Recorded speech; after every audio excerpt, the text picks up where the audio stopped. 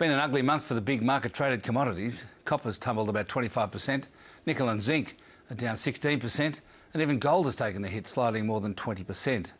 So far, the big bulk commodities, iron ore and coal, have held up reasonably well, but with steel production in China softening, that resilience may not last. I spoke to Citi's Director of Commodities Research, Daniel Hynes, about what's behind the sudden sell-off and where things are heading. Well, Daniel, you and your team commented this week that the commodities bull run is on hold. Is it in fact a bear run now? Look, I think it's got the potential at the moment. What we've seen obviously this year has been a couple of severe sell-offs.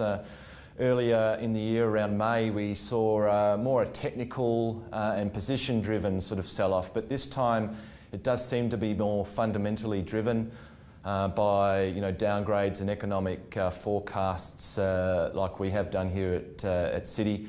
So I think people are obviously positioning for weaker growth, and as a consequence are starting to sell their long positions that they had for a lot of this year.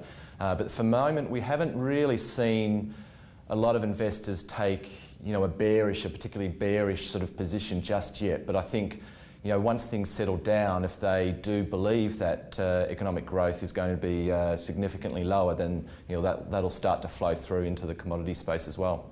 Is it fair to say that the bull market in commodities that's occurred post-2008 was largely due to speculation and investor demand?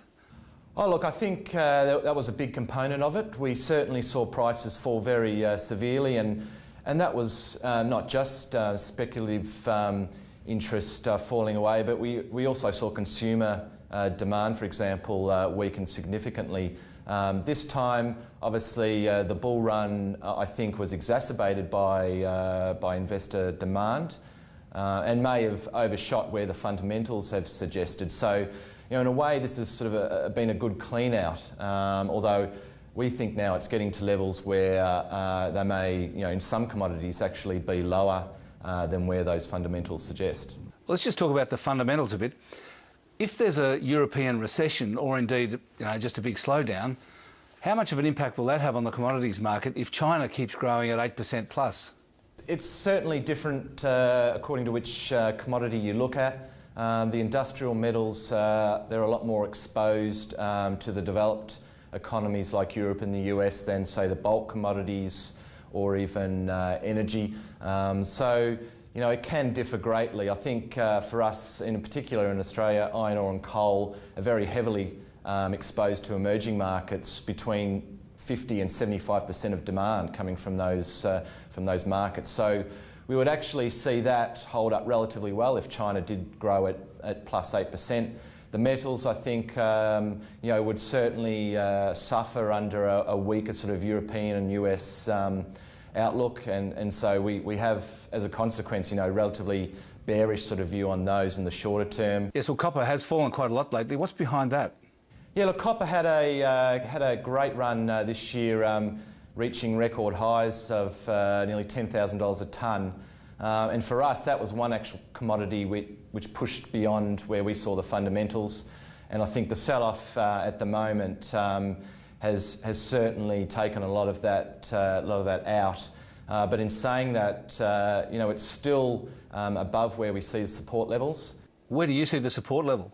At the moment, we think it's around about $6,400 a tonne, and that's where the marginal cost producer sits. That would take about 300,000 tonnes out of the copper market, and as a consequence, that correlates to roughly Chinese GDP of about 6%. So obviously that would be quite a bearish scenario if it did happen, but below that we think that the Chinese would be active buyers of copper on market, because then it becomes cheaper to buy copper rather than build projects or buy assets. So where's the copper price now, and what sort of fall would that represent? It's trading now at around about $7,100 a tonne. We have a short-term target of $7,000 a tonne, so not far from that now. Which commodity do you think ordinary investors should watch most closely? Copper, gold or oil? Look, I think copper is the bellwether of the general macroeconomic environment out there, and it's certainly, I think, from an investor side, closely watched. So if you want to get a sense of where investors are thinking and feeling in terms of the commodity market, copper's always a good one, particularly in terms of industrial production, industrial demand. So I'd certainly watch that one. Look, oil and energy, can differ, obviously, dependent on not just industrial demand, but the population growth and the like.